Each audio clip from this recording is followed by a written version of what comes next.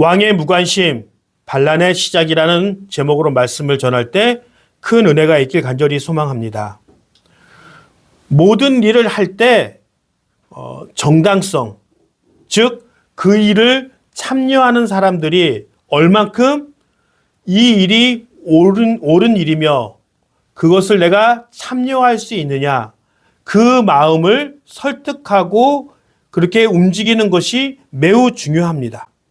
그래서 제가 많이 말씀을 드렸듯이 뭔가 왕을 죽이고 쿠데타를 일으키기 위해서는 그 백성들이 이래서 이렇게 군사적으로 이렇게 일을 벌였구나 라고 하는 받아들일 수 있는 무언가가 있어야 합니다. 로마가 매우 강성하기 시작할 때쯤에 카이사르라고 하는 되게 유능한 사람이 있었습니다. 로마 지역에 한정되어 있었을 때 이 사람이 갈리아라고 불려지는 프랑스 지역을 완전히 정복해 버렸어요. 그래서 너무나도 많은 사람들로부터 인정받고 또 그렇게 유능한 사람이라고 인정받았습니다. 그런데 그 사람이 목숨의 위협을 받고 내가 쿠데타를 일으켜야겠다라고 하면서 모든 군대를 데리고 로마에 입성해서 큰 권력을 얻었습니다. 그래서 그는 원래 1년이나 2년에 한 번씩 지도자가 선거로 바뀌어 있는데 그렇게 하지 않고 자기는 종신, 독재관으로 스스로 임명합니다. 왕이라고 부르진 않았지만 실질적으로 뭐가 된 거예요? 왕이 된 거예요. 그러다 보니 그 사람을 싫어하고 우리는 왕의 나라가 아닌 공화정의 나라이다. 그러니까 공화정으로 돌아가야 한다라고 생각한 사람들이 이 카이사르의 가장 사랑하는 사람을 유혹합니다. 꼬십니다. 그 사람이 바로 브루투스라는 사람이에요. 그래서 어느 순간 이 브루투스가 자기의 양아버지 같은 카이사르를 칼로 찔러서 죽입니다. 그래서 이 사건을 보고 셰익스피어는 이렇게 얘기합니다. 내가 카이사르를 덜 사랑해서가 아니라 로마를 더 사랑했기 때문에 나의 양아버지와 같은 카이사르를 죽게 하였다라고 이야기합니다. 어찌하였던 이렇게 행했던 가장 중요한 것은 우리나라가 독재 국가, 왕이 다스리는 나라가 아닌 공화정으로 돌아가야 한다는 정통성을 가지고 사람들을 설득했습니다. 지금 우리나라에 1,400만이 지금 봤다 그러나요? 왕과 사는 남자, 왕사남이라고 하는 그 이야기가 우리는 잘 알고 있어요. 수양대군과 단종의 이야기. 수양대군이 반란을 일으켰고 왕이 되었습니다. 그런데 그렇게 이야기했던 가장 중요한 것이 무엇이냐면 약해진 왕실을 보호하고 간신을 척결한다고 하는 그 메시지를 가지고 쿠데타를 일으켰던 거예요. 만약에 이렇게 그들이 주장한 것이 백성들 마음에 동의가 되지 않으면 또 다른 반란이 일어나고 또 다른 어려움이 있기 때문에 백성들의 마음을 얻는 것은 매우 중요한 일입니다. 그런 것 중에 가장 중요한 것이 어느 나라랑 어느 시대를 거쳐서 공평하게 재판을 받는 경우가 많이 없습니다. 지금 우리의 사법제도, 또 과거의 사법제도, 억울한 사람이 생기지 않도록 많은 장치들을 해놓았습니다. 그러나 실상은 어떻죠? 돈 있고 권력 있는 사람들은 법이라는 그 테두리 안에서 쏙쏙 빠져나가고 돈이 없어서 권력이 없어서 먹을 것이 없어서 어려운 사람이 저지른 생계형 범죄는 아주 심하게 처벌받는 경우가 많이 있습니다. 어느 재벌이 몇백억 회사의 돈을 훔쳐서 그렇게 법정에 섰을 때는 판사가 이 사람은 우리나라 경제를 위해서 많이 애쓰고 노력했기 때문에 형을 감형해주고 또 아주 많은 돈을 들여서 유능한 전관과 변호사를 고용해서 무죄를 받거나 아니면 감옥에 살지 않도록 그렇게 솜방망이로 처벌하는 경우가 종종 있습니다. 그래서 언제나 세상을 살아가면서 법을 이용해서 자기의 커다란 이익을 취하는 사람들이 있고 반대로 그 법의 보호를 받지 못해서 언제나 빼앗기고 억울한 사람들이 참 많이 있습니다. 이런 상황은 지금뿐만 아니라 과거에서도 그렇게 많이 일어나고 있는 것입니다.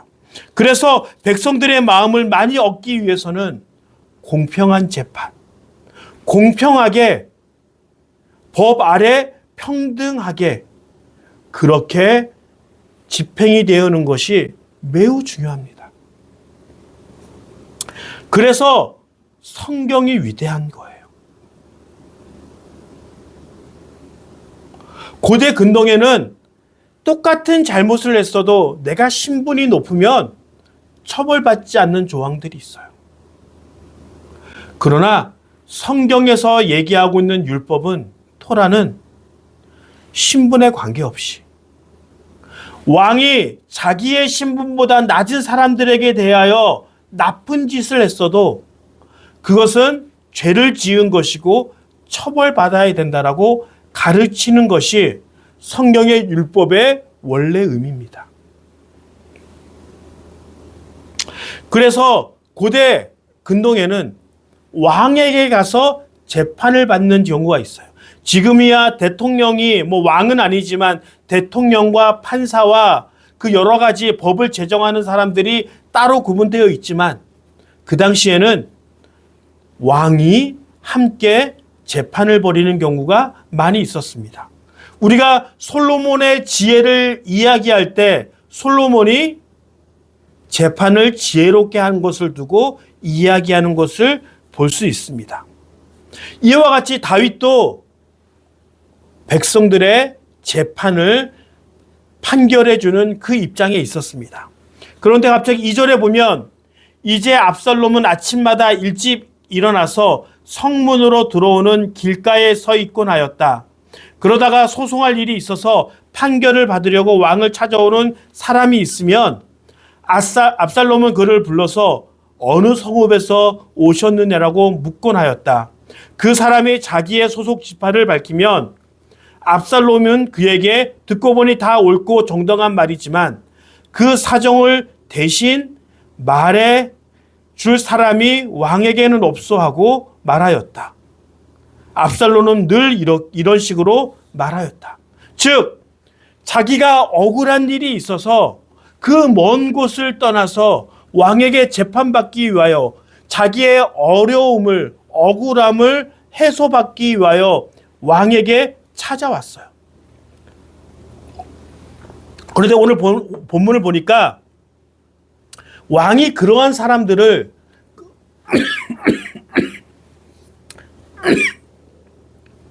얼마나 억울한 사람이 많겠어요. 그러니까 다 만나주지 못하는 거예요. 그리고 왕도 억울한 사람 편에서 이야기해 주는 것이 아니라 돈 있고 권력 있는 사람 편에서 그렇게 재판을 해 주었던 것으로 이야기할 수 있습니다. 어찌하였던 이렇게 왕에게 직접적으로 재판을 받기 위하여 억울함을 이야기하기 위하여 자기가 빼앗겼던 명예와 돈과 많은 것들을 다시 되돌려 받기 위하여 왕을 찾았지만 언제나 그 왕은 그 억울함을 해결해 주지 못하는 그 상황에 그 빈틈을 압살롬이 그 빈틈을 비집고 들어가서 그들에게 아주 좋은 이야기로 좋은 말로 그들의 마음을 얻기 시작합니다. 여기에 두 가지 전략이 있었어요. 첫 번째로 그들에게 법률적인 조언의 서비스를 제공했다는 거예요. 그들 편에서 이야기를 해주더라도 법을 잘 알지 못하는 상황에서 왕에게 찾아가서 내가 이러한 어려움이 있습니다. 내가 이러한 착취를 당했습니다. 라고 얘기하는데 법의 조항에 따라서 얘기해 줘야 되는 그런 변사가 있어야 함에도 불구하고 돈이 없어서 그들을 고용하지 못하는 거예요. 그랬을 때 현명하게 그 이야기를 먼저 들어주고 이렇게 얘기하면 좋을 것 같습니다. 그렇게 법률적인 조언을 하게 됩니다. 그리고 아마도 이렇게 얘기했을 거예요. 나는 압살롬이라고 하는 왕자를 알고 지냅니다. 그와 친하게 지내고 있습니다. 이렇게 커다란 권력자와 친구인 것을 이야기해주면 아마도 그 억울함을 더 잘 들어주지 않았을까라고 그렇게 할 수 있습니다. 어떠한 대가도 바라지 않고 법률의 서비스를 제공해주고 조언을 해주고 자기의 신분을 그들에게 이야기해 줌으로써 그들이 억울함을 조금이라도 해소할 수 있는 여건을 제공해 줍니다. 이런 사건이 일어난 것은 반대로 이야기하면 다윗이 그만큼 정치를 잘 하고 있지 못하다는 내용이에요. 우리가 생각하기에 백성을 위해서 하나님을 위해서 현명하고 지혜롭게 다윗이 정치했을 것이다라고 생각하고 있지만 지금 다윗의 나이를 추정하면 어떤 학자들은 60세다 아니면 60에서 한 65세 정도의 그 나이에 들어선 거예요. 다윗이 30세에 왕이 되었고 이제 이스라엘을 다스린 지 30년이 지났습니다. 그리고 곧 머지않아 다윗은 70세에 그의 인생을 마감하게 됩니다. 왕이 된 지 한 30년이 정도 지났다고 봅시다. 뭔가 내가 개혁적으로 최선을 다해서 백성을 위해서 한번 정치하고 살아보자라고 하는 그 마음이 들었을까요?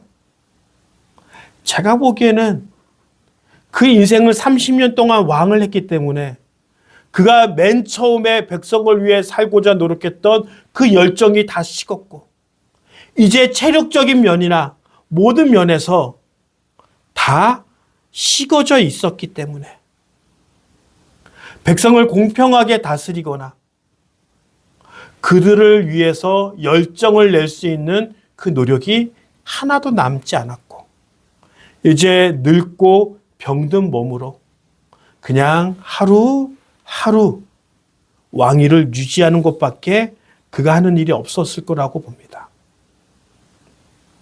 전쟁터에서 백전노장이었던 그 다윗이 이렇게 꼼수를 내어서 압살롬이 반란을 준비했고 반란을 일으켰고 다윗이 그 반란 때문에 예루살렘 성을 지키지 못하고 도망갈 정도로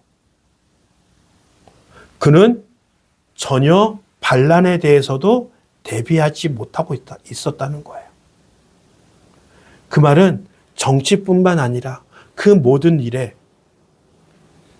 최선을 다하지 않았다라고 볼 수 있습니다.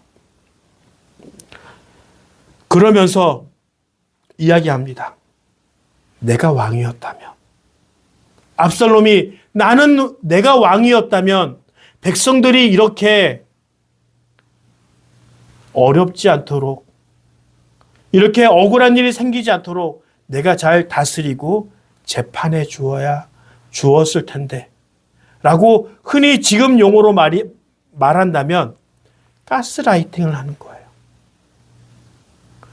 그 말 안에는 교묘하게 지금 다윗은 늙어서 아무것도 하지 않고 어떤 사람의 억울함도 풀어주지 않지만 만약에 내가 왕이 된다면 나는 이 일을 잘 해결할 수 있는 능력 있는 사람이야.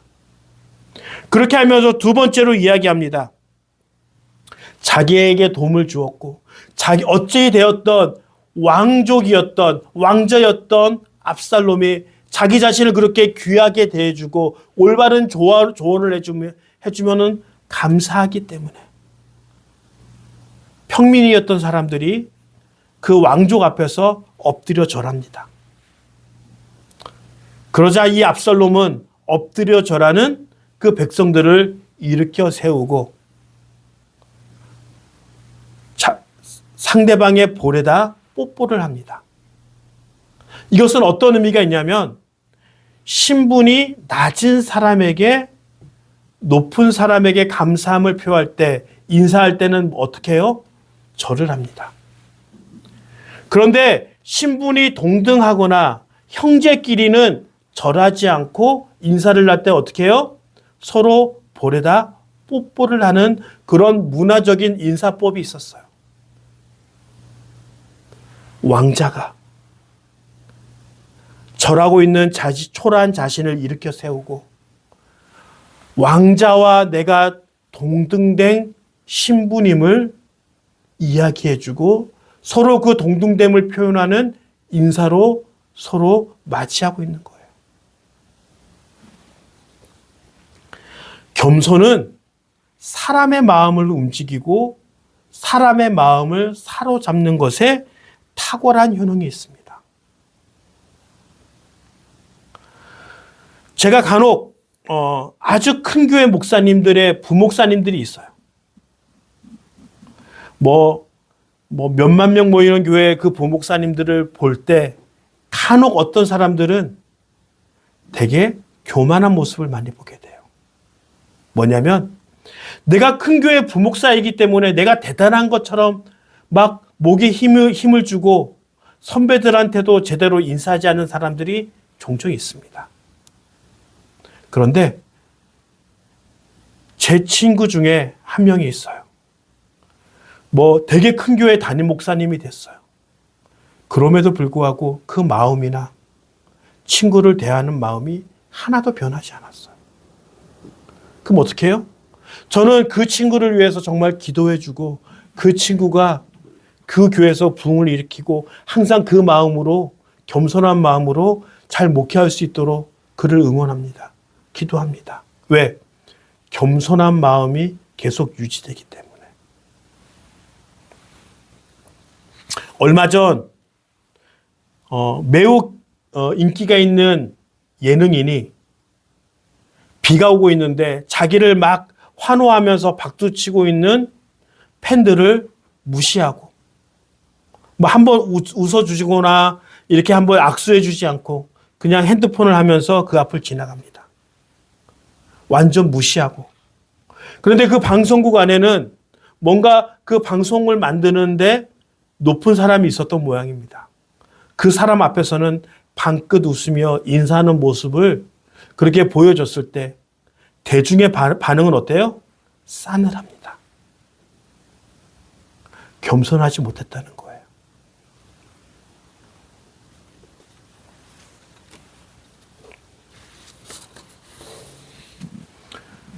이렇게 압살롬은 사람들의 마음을 얻어가기 시작합니다. 그럼 한번 물어볼게요.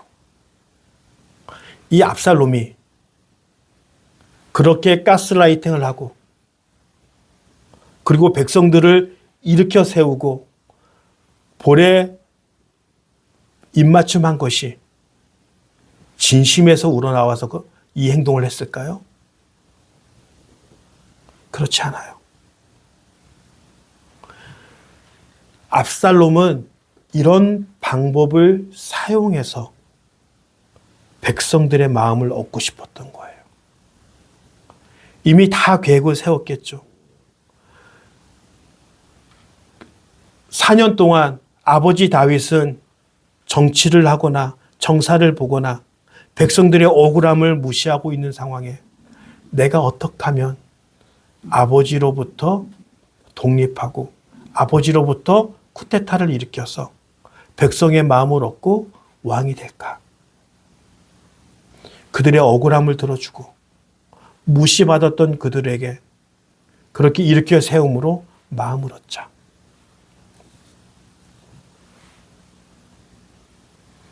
어쩌면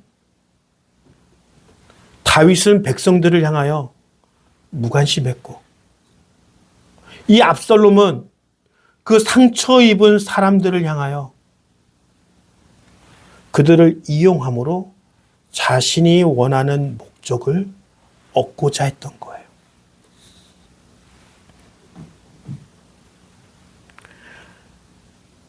이 억울한 백성은 항상 존재합니다. 우리 인생을 봤을 때도 우리 인생도 똑같아요.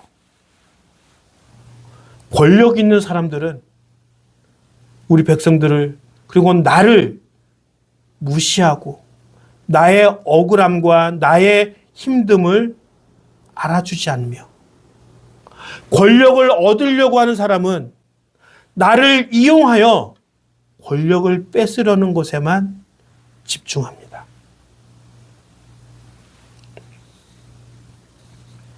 그러면서 우리는 항상 이야기합니다. 나는 피해자이고 나의 억울함과 나의 아픔을 돌아보는 사람이 한 명도 없구나. 왜 나는 나를 이용하는 사람과 나의 무관심한 사람들 속에서 이렇게 힘들고 어려운 삶을 살아가야 하는가? 라는 그 마음의 질문과 아픔을 가지고 살아갑니다. 그런데 나도 똑같은 사람이에요. 내 상황에서 나를 바라보면 나는 항상 피해자이지만, 다른 사람들 입장에서 보면 나도 누군가를 이용하려고 하고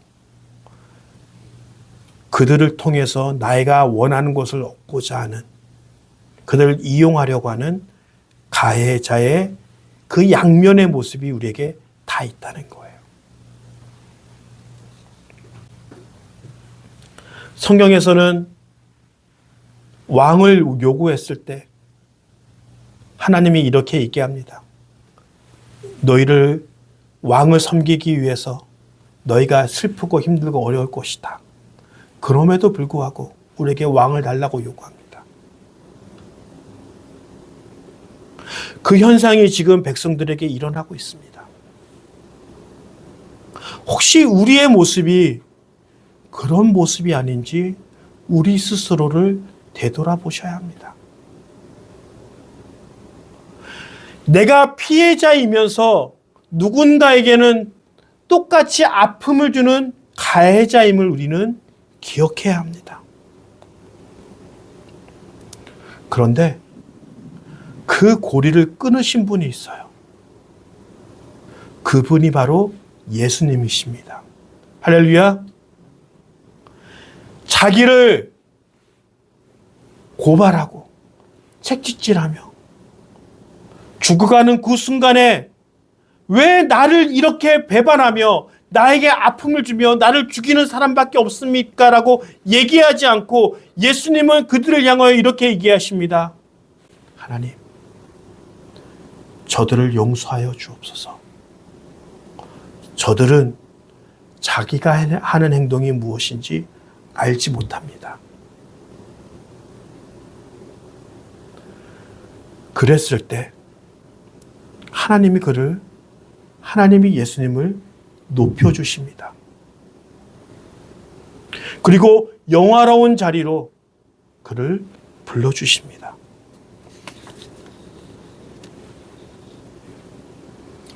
우리 삶을 살아가면서 아프고 힘들 때가 참 많아요. 그리고 혹시 이 사람이 우리의 문제를 해결해 줄 사람이 아닌가? 저 사람이, 아니면 저 대통령이 우리의 문제를 온전히 해결해 줄 사람이 아닌가? 그들을 의지하지 마십시오. 우리의 아픔과 우리의 억울함을 해결해 줄 수 있는 유일한 분은 하나님밖에 없음을 이 시간 그렇게 믿길 간절히 소망합니다.